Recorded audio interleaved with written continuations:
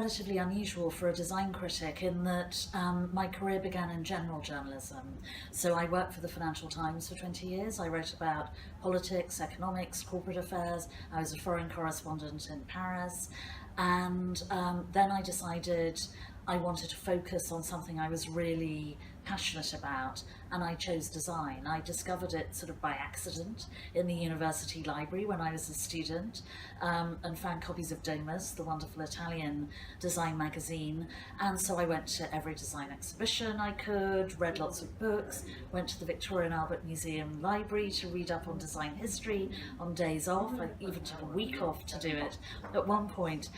So design was something I was really passionate about and decided I wanted to focus on in my journalistic career.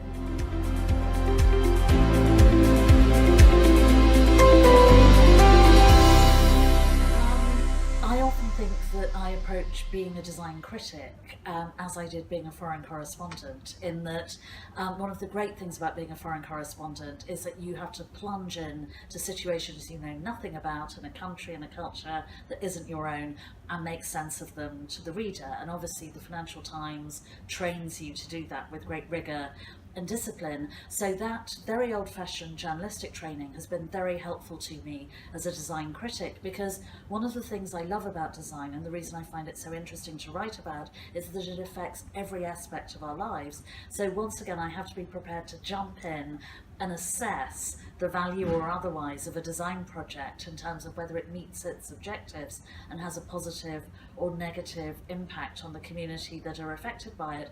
So you apply all sorts of different criteria to do that. It really depends on the context.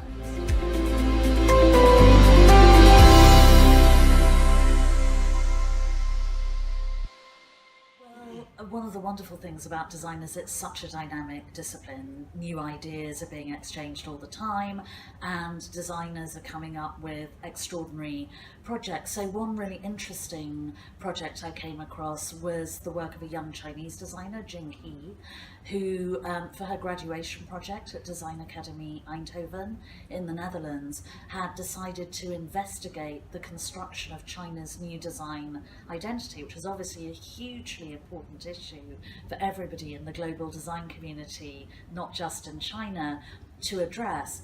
And Jing did this both by creating an object and by collaborating with other designers to allow them to interpret objects in a different way, and also by writing an essay about how she felt China's contemporary design culture had been constructed and how it related to China's history, both of craftsmanship and innovation, and the role of copying, which tends to be disdained within Western design culture, but as she pointed out, actually has a very valuable role in China.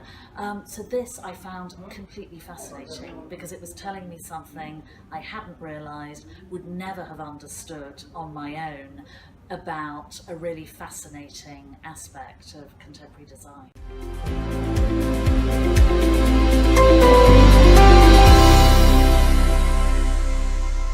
Design as an attitude is inspired by a quote from the great Bauhaus designer Lasse Molinage, who famously said, "Designing is not a profession, it's an attitude." And I think that really sums up the independent entrepreneurial spirit of contemporary design, because we have a very exciting new generation of designers who are behaving improvisationally and attitudinally. They're no longer accepting instruction from clients. They're using fairly basic digital tools to operate independently, often pursuing their own social, political and environmental goals, or working entrepreneurially on their own behalf. And this has produced lots of incredible design projects. It's also enabled people who we wouldn't think of conventionally as engaging with design to work within it. So there's a wonderful example in Pakistan, for example, called Sehat Kahani, that was founded by two Pakistani women doctors.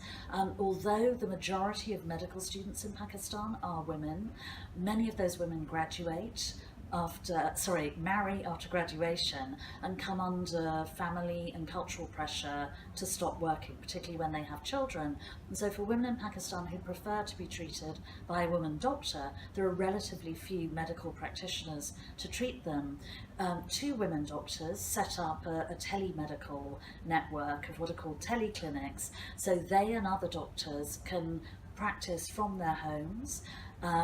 The patients go into a local clinic where a paramedic or a nurse can work with them. They speak to the doctor on a computer screen, and the doctor can give a diagnosis, can make recommendations from treatment. So this has helped tens of thousands of women in Pakistan already to have medical treatment in an environment that they feel comfortable with. It was a brilliant design idea by 2 doctors who we wouldn't have thought of as designers, but I think they are in an attitudinal sense.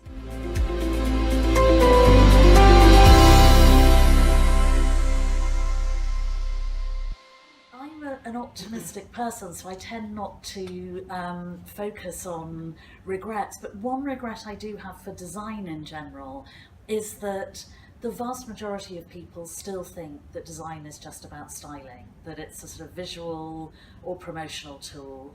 And I think it's the responsibility of design writers like myself to try and persuade and convince people that this isn't the case, that that is part of design, but only a small part of it, and there are so many arguably more interesting and important dimensions to design. So I wish that there was greater clarity in public understanding of design, and I think it's very much my responsibility to try and do whatever I can to achieve that.